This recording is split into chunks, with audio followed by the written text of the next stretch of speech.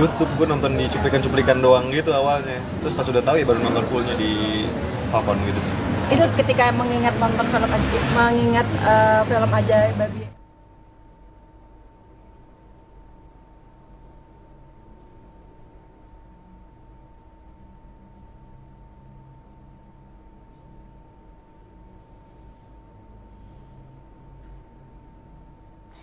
Halo Tribuners, jumpa lagi bersama dengan saya Kusnala Syaifah dalam tayangan berita selebritis di Tribun Lampung.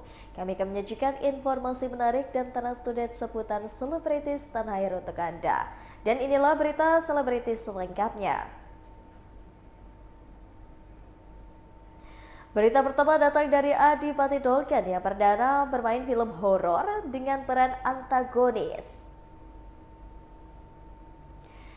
Biasa memerankan tokoh protagonis, Adipati Dolken akhirnya membawakan karakter yang antagonis. Ya, lewat film horor perdananya yang berjudul Bayi Ajaib, Adipati Dolken memerankan tokoh antagonis. Karenanya, Adipati Dolken mengaku sangat antusias menantikan film horor Bayi Ajaib tayang di bioskop. Aktor yang akrab disapa Dodot itu terlihat sangat bersemangat menceritakan karakter antagonis yang dimainkannya. Menurut Dodot, karakter antagonis sangat jauh berbeda dengan protagonis yang selama ini melekat dengan dirinya. Namun meski bebas, Dodot enggak membawakan karakter antagonis yang berlebihan. Film horor Bayi Ajaib yang juga diperankan Vino G. Bastian dan Sarah Fajera tayang pada 19 Januari 2023 di seluruh bioskop Indonesia. Berikut wawancara dengan Adipati Dolken. Manusia, kepalanya orang tua gitu kan. Maksudnya di luar ekspektasi kita gitu kan. Jadi itu yang sebenarnya ngebuat gue jadi lebih traumatik sih. Karena emang kaget kalau ternyata setan tuh bisa bentuknya kayak gini nih gitu. Di waktu gue bocah dulu ya gitu. Untuk proses syutingnya sendiri ini makan waktu berapa lama sih? Proses syutingnya waktu itu kalau nggak salah 22-23 hari. Selama itu Mas gimana? Di selama proses syuting sendiri ada kesulitan dalam perannya? Enggak sih, karena kita udah matengin semuanya tuh di reading dan di persiapan sebelum syuting sih. Dan kebetulan gue sama Bang Rako kan udah lumayan lama ya kerja barengnya. Kurang lebih udah hampir 17 film gitu. Jadi emang mungkin salah satu aktor dan sutradara yang kerja sama yang paling banyak sih sebenarnya gitu sih. Jadi emang kalau masalah kita mau apa dan Bang Rako mau apa, jadi kita udah sama-sama tahu gitu sih. Mas, ini film yang pertama lo peranin nggak sih dalam yang film Legend ini? Horor apa gimana? Iya, horornya. Horor gue pernah main horor dulu, tapi perannya kecil banget gitu. Nah ini peran beneran yang menurut gue sekaligus gitu kan, jadi horor berat pertama plus antagonis pertama gitu sih. Jadi emang lumayan lumayan jadi something lah buat karir gue gitu sebenarnya. Berarti ini film pertama juga ya Mas di 2023 ini? Film pertama yang tayang? Iya. Iya. Nah. Mas, ketika memang disodorkan antagonis sendiri, apa sih pertimbangannya sampai akhirnya mau nih lo menerima di film Bayi Ajaib ini? Ya karena menurut gue tuh dari dulu sebenarnya pengen banget ngincer antagonis gitu. Karena kan gue dikasih dulu protagonis terus cowok baik-baik, cowok cool, cowok yang emang kelihatannya doang berandalan tapi ternyata romantis kayak gitu kan. Sering banget kayak gitu, dan gue tuh berharap dapat karakter yang lu keluar dari zona gue gitu, yang orang-orang tuh mungkin gak expect kalau gue bisa mainin kayak gini nih gitu. Nah, salah satunya antagonis, dan kebetulan gue dapetnya di film yang emang besar juga gitu kan. Jadi emang ya ini dia kesempatan gue gitu, dan emang gue pengen banget berarti kayak all out di film ini juga bareng sama Bang Rako juga, yang ini film pertama dia juga gitu sih, horor pertamanya dia gitu. Tapi kenapa sih Mas pengen banget dengan antagonis? Gak tau, gue nikmatin aja kalau antagonis tuh menurut gue ya nggak ada norma-norma yang harus dijaga gitu. Ya kan kayak misalkan kalau lu protagonis lu orang baik, lu harus kelihatan sopan, lu harus kelihatan baik. Iya kan, image-nya tuh dibuat seakan-akan itu tuh baik gitu di mata orang gitu kan. Cuman kan kalau antagonis lu tuh bisa ngelepas semua norma itu, dan lu bisa bebas mau ngapain aja, mau jahat sama orang, mau nyumpahin orang, mau ngebunuh orang, mau ngapain kan bebas gitu kan antagonis kan. Jadi emang lingkarannya tuh lebih besar lagi, dan menurut gua tapi kesulitannya juga lebih besar karena lu harus bertanggung jawab dengan apa yang lu mainin nantinya gitu kan. Itu sih. Tapi kalau dibilang dari antagonis dan protagonis sendiri, Mas Adi tuh lebih suka di antagonisnya. Sekarang lagi nikmatin di antagonisnya karena kan baru juga gue main antagonis kan gitu. Tanggapan istri sendiri main di Bayi Ajaib sendiri gimana nih? Nggak, dia support banget sih, dia support banget. Emang dia dulu juga suka ngobrol, dia punya kakak dia udah dulu tuh suka banget sama Bayi Ajaib juga gitu. Jadi pas keluarga dia tahu gua main Bayi Ajaib ya mereka seneng banget aja, kayak oh iya kapan kayak gitu sih. Support banget lah mereka sih. lingkaran circle pertama di para sesama main film sendiri itu seperti apa sih Mas? Tadi kan ada perannya masing-masing ketika ini Bayi Ajaib ini sendiri, circle para pemain sendiri itu seperti apa, saling kompak atau saling mengisinya seperti apa? Waktu syuting itu.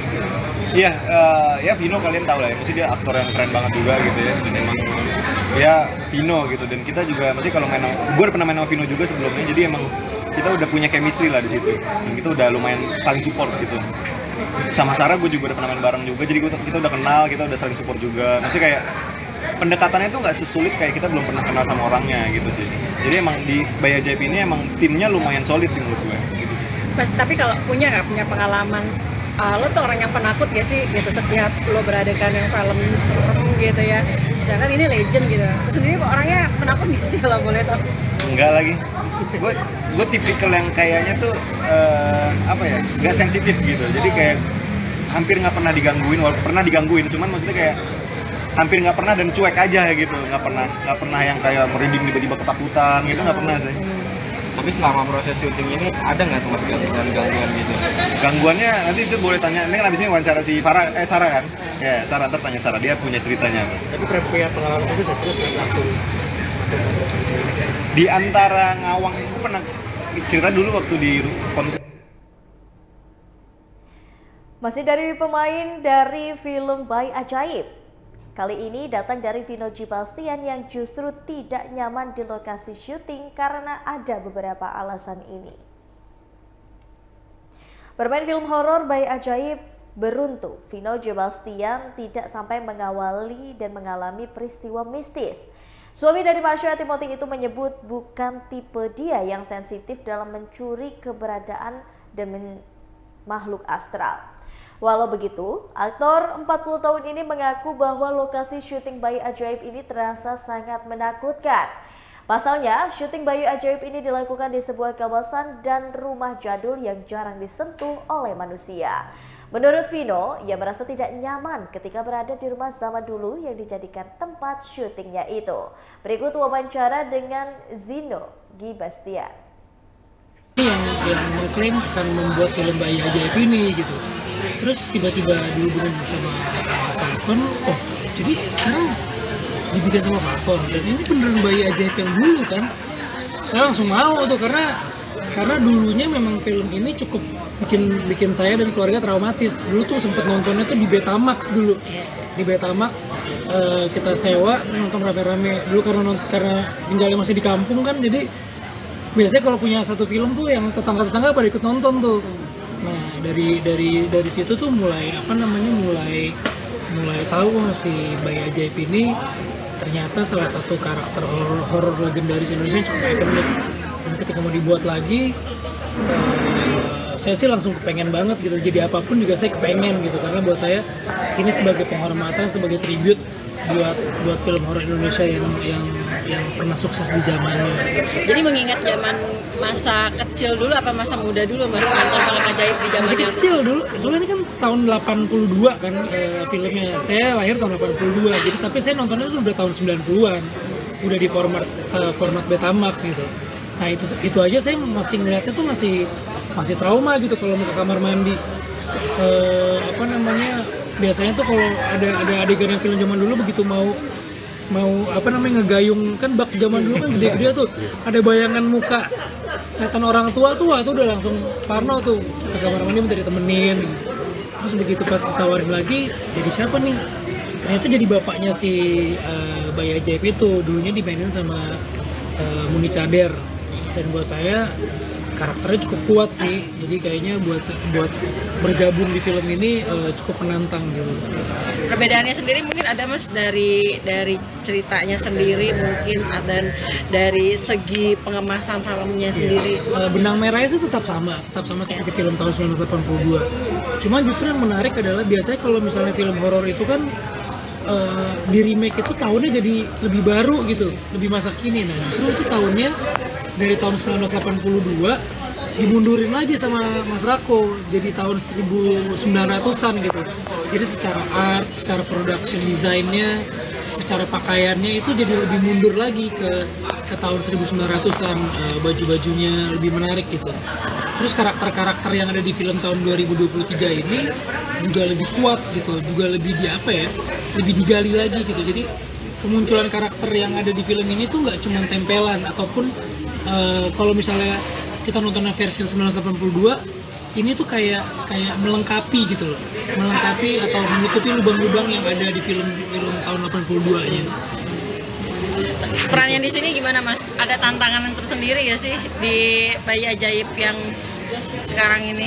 Tantangannya sebetulnya menariknya adalah ini kan filmnya ada lintas generasi aktor gitu ya, ada yang benar-benar masih muda banget, terus ada senior juga, Teddy Siratasari gitu. Nah gimana caranya kita mengkolaborasikan 3 generasi aktor ini biar bisa biar bisa mempersembahkan sebuah karya yang bagus gitu. Jadi ngeblend semuanya, terus penonton juga yang kangen dengan sosok Desi Ratnasari bisa terobati nih di film ini gitu. Terus buat saya sebagai aktornya pun juga pengennya teman-teman yang dulunya pernah nonton film ini tahun versi 82 jadi punya. Karena film Gita Cinta dari SMA, Prilly Latukonsina menjadi lebih gombal memakai bahasa Indonesia baku. Prilly Latukonsina yang memerankan karakter legendaris Ratna di film Gita Cinta dari SMA. Film ini merupakan remake dari film yang berjudul sama yang tayang pada tahun 1979 dengan dibintangi oleh Yesi Gusman dan juga Rano Karno. Karena keberlatar belakangan tahun 1980-an, Prilly pun diharuskan untuk berakting menggunakan bahasa Indonesia yang baku. Hal ini pun menjadi tantangan tersendiri bagi Prilly yang juga tentunya sudah terbiasa dengan bahasa Indonesia sehari-hari. Namun di sisi lain, Prilly mengaku bersyukur karena ini bisa menjadi kesempatan untuk dirinya dan generasi muda, terutama Gen Z, untuk lebih bisa mencintai bahasanya sendiri. Berikut wawancara dengan Prilly Latukonsina. Sekarang dampaknya positif gitu. Cinta pertamanya berarti dunia entertain atau Enggak lah, dulu cinta pertama aku bukan aktor ya. Dulu kan aku SMA belum terlalu mulai. Aku kan mulai benar-benar udah terjun full di dunia entertainment tuh pas aku lulus. Jadi pas aku SMA tuh masih kadang-kadang doang syutingnya gitu. Jadi ya cinta pertama aku beneran teman sekolah aku dulu. berarti paling indah ya masa-masa SMA itu? Menurut aku paling indah karena nggak ada berantem-berantem yang nggak jelas gitu, nggak ada permasalahan zaman sekarang yang kayaknya kalau cowoknya kurang dari kamu atau nggak ada dari ini atau ini, kalau sekarang kan udah ribet kayaknya ya. Kalau dulu tuh nggak ada beban-beban kayak gitu. Tapi cinta pertama Kak Prilly itu yang pertama kali bawa pacaran atau cinta keberapa yang dibilang cinta pertama? Cinta pertama tuh cinta yang beneran ngerasain pacaran banget karena aku pacarannya bukan cinta monyet yang cuma seminggu, 2 minggu atau sebulan gitu ya. Waktu itu emang kita beneran pacaran gitu, mau 2 tahun pacarannya dan ya emang kayak Gali dan Ratna beneran pacaran pas SMA gitu. Masih kontak kan sekarang sama cinta pertama? Ya enggak dong, udah nggak kontak, udah hidup masing-masing. Prilly kan sebagai masuk tim 30 besar Forbes nih, gimana di bawah usia 30 tahun? Pastinya seneng banget karena list-listnya itu list-list orang-orang yang berprestasi, bisa bersanding sama mereka itu juga suatu kebanggaan dan itu merupakan salah satu mimpi aku juga dan gak nyangka kecapainya cepet. Jadi alhamdulillah seneng banget. Tapi orang tua udah Tahu dan mereka juga seneng, bangga pastinya karena untuk masuk di list itu kan ada penilaian yang memang harus memenuhi kriteria kan dan alhamdulillah masuk, seneng banget. Prilly masih rambut baru gimana nih ceritanya? Prilly masih jadi dosen gak sih? Rencananya tahun ini masih pengen ngajar, cuma mungkin rencananya sih aku pengennya keliling gitu, jadi bisa nyobain ngajar di beberapa kampus yang berbeda di daerah yang berbeda-beda gitu. Cuma ya disesuaikan lagi sama waktu dan bagaimana aku bisa komit sama waktunya karena itu tanggung jawab besar kan, harus bikin materi ngajar, harus terbang ke daerah-daerah gitu. Kak Prilly gaya rambut pendek ini gimana ceritanya? Sayang nggak sayang? Saya bosan rambut panjang, jadi rambut pendek keramasnya cuma 3 menit. Jadi Ada ini kan jadi nuansa baru apa ada treatment atau seperti apa sih? emang aku dari dulu suka rambut pendek dan biar nggak bosan aja aku syuting film nggak panjang semua Prilly rambutnya mata gitu. kuliah apa sih? Nggak sependek, nggak sependek Mata kuliah apa yang mata kuliahnya pasti masih bersangkutan dengan komunikasi, public relation, karena memang aku bidangnya di situ. Terima kasih, Sudah. Nanti nunggu lagi, jadi nggak sayang. Terima kasih. Harga UMR Jangan. Deketin cowok gimana, cowok ngedeketin kita juga masih agak-agak kaget gitu, gimana ya. Tapi inget banget lah dulu awal-awal di Berita selanjutnya, akui terkejut dengan kabar KDRT yang menimpa Vena Melinda. Elma Theana bongkar sifat asli dari Ferry Irawan. Elma Theana diakui sebagai sosok yang juga mempertemukan antara Vena Melinda dan juga Ferry Irawan, yang akhirnya mereka menikah. Melihat hal ini, Elma mengatakan jika ia merasa terkejut ketika teman lamanya tersebut melakukan kekerasan kepada istrinya. Karena menurut Elma sendiri, dirinya tidak pernah melihat kepribadian Ferry yang temperamen dan juga emosional seperti cerita yang beredar. Dan selain itu, Elma menceritakan jika selama berteman dengan Ferry, dirinya melihat Ferry sebagai sosok yang perhatian, seperti yang sering ditunjukkan. Dan juga Elma menilai bahwa Ferry termasuk ke dalam orang yang humoris dan ingin membuat orang lain di sekitarnya merasa bahagia. Berikut wawancara dengan Elma Theana. Mungkin ini jalannya seperti ini gitu kan. Tapi aku berharap aku bisa dia tahu bahwa aku tuh masih sayang, mencintai dan mencintai gitu. Kalau jangan udah nggak mau ya mau gimana lagi, aku bilang ya udah kamu sekarang lebih refleksi dulu aja deh, menenangkan diri. Takutnya nanti Venanya takut jadi lebih emosional kan. Ya intinya aku kepengen mereka bisa berpisah dengan baik-baik. Tapi posisi dari Mas Ferry sendiri saat ini tinggal di rumah Mami Vena yang lama kan atau gimana? Udah nggak bisa kan, memang yang aku tahu dia udah nggak bisa masuk ke rumahnya, udah nggak, ya cuma hanya baju yang menempel di badannya aja.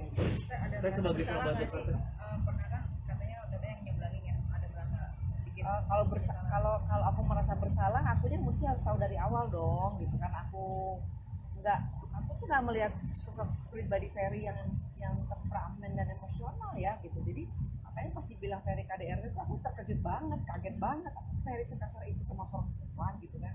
Kalau waktu berteman sama aku, Ferry tuh caring banget gitu, yang seperti dilihat di video-video mereka lah gitu. Memang caring orangnya dan dia berusaha untuk menyenangin hati orang terus gitu, dengan candaannya dia, dengan lucu-lucuannya dia gitu.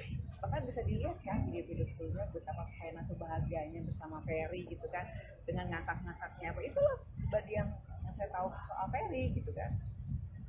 Kalau misalnya juga saya lagi sedih, kalau saya lagi marah, itu dia paling gampang, aduh maafin ya mak, jangan marah ya sama aku ya gitu. Bahkan aku lihat juga dia juga sebenarnya banyak minta maafnya ya gitu. Cuma kalau mungkin lagi emosi, perempuan kan gitu ya, kadang-kadang kalau walaupun marah-marah, sayang ya masih marah gitu ya gitu. Kalau kayaknya orangnya cepat baik. Tapi kayaknya trauma banget ya dengan ini. Nggak tahu deh saya. Elma udah mencoba meninggalkan menemui langsung. Nggak bakalan diangkat. Berita terakhir datang dari kabar Indra Bekti yang slang di kepalanya sudah dilepas dan semakin membaik. Kabar baik datang dari presenter Indra Bekti dan kondisi kesehatan Indra Bekti kini kian membaik. Selang-selang yang berada di belakang kepala pun mulai dilepaskan. Bahkan kini ia sudah dipindahkan ke ruang rawat inap sejak Rabu lalu. Cipta mengatakan kini sang kakak tengah berlatih melakukan gerak-gerak untuk melatih perkembangan sensor motorik. Dengan kondisi yang berangsur-angsur pulih, Cipta berharap sang kakak dapat segera meninggalkan rumah sakit sehingga dapat kembali menghibur masyarakat dan berkumpul kembali bersama keluarga di rumah. Berikut wawancara dengan Cipta.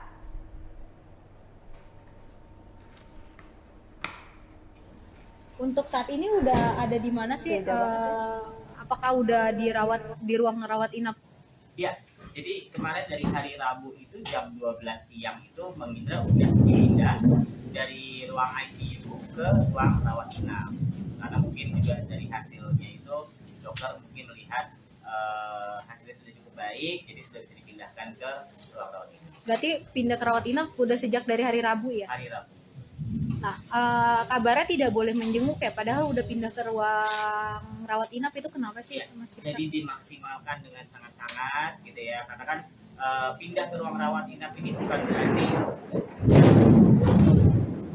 Bambang ini udah sembuh gitu, tapi masih dalam proses penyembuhan gitu ya. Jadi memang dari tim dokter itu menyarankan untuk biar Bang Indra ini tidak terlalu banyak aktivitas gitu. Memang benar-benar bed rest, istirahat lagi, karena takutnya nanti kalau ya dia tensinya naik lagi atau mungkin banyak pikiran lagi atau gimana, malah nanti bisa ke ICU lagi gitu. Menghindari hal itulah. Jadi memang dari kita keluarga pun berkomitmen, jadi yang hanya bisa menjenguk Bang Indra itu baru keluarga inti aja. Berarti kondisinya sendiri bisa dibilang masih riskan, Pak? Betul, masih riskan gitu. Memang sudah baik, tapi takutnya nanti kalau terlalu banyak aktivitas itu ya, takutnya nanti kenapa-napa lagi dia malah nggak pulang-pulang. Untuk Mas Indra sendiri total di ICU-nya itu udah berapa lama, dan sekarang dirawat inapnya udah berapa lama ya Mas? Berarti di ICU-nya itu kan dia masuk dari hari Rabu ya, tanggal 28. Ketemu Rabu kemarin, lagi ya? Rabu kemarin sudah pindah ke ruang rawat inap, berarti kemungkinan sekitar 2 minggu ya. 2 minggu di ICU berarti. Betul. Dan di rawat inapnya sekarang berarti 3 hari. 3 hari. Nah, untuk dari itu kira-kira kapan Mas Indra bisa keluar dari rawat inap kalau dari Mas Indra sendiri? Enggak, jadi memang kalau nanti kan dilihat dulu kan ada CT scan lagi, dilihat lagi kondisinya. Kalau semakin baik, tidak ada mungkin darah yang tersisa atau apa, itu kemungkinan mudah-mudahan bisa cepat pulang ya, entah Senin, entah Selasa. Insya Allah kalau memang sudah semakin baik bisa segera pulang. Kira-kira prediksi dokter kapan? Dokter belum bisa memprediksi. Untuk selang yang ada di otaknya Mas Indra sendiri udah dilepas atau belum? Oke, selangnya nggak ada di otaknya ya, tapi iya, ada di kepala, di belakang itu untuk membuang cairan itu sudah dilepas. Sudah dilepas. Berarti Itu sejak darah, kapan ya? Darah yang Pas mengalir. pindah ke ruang Rawat inap. Berarti Darah pas yang- yang rawat inap itu selang yang di situ udah dilepas dari. Sudah dilepas. Berarti darah yang mengalir dari kepala itu udah nggak ada lagi atau gimana Mas? Ya, sudah alhamdulillahnya sudah jauh berkurang lah. Kalau dibilang nggak ada lagi, kayaknya nggak tahu juga ya. Tapi yang jelas dari dokternya sudah di. Sudah dicoba. Nah, untuk penglihatan Mas Indra sendiri Ya. yang dilihat Penglihat Baiklah Tribuners, setelah tadi berita selebritis di Tribun Lampung bersama dengan saya Kusnula Syaifa. Jangan lupa untuk terus saksikan video selengkapnya di YouTube Tribun Lampung News Video, Facebook Tribun Lampung, Instagram Tribun Lampung, dan juga TikTok Tribun Lampung untuk bisa mendapatkan informasi terupdate lainnya. Selamat siang dan sampai jumpa.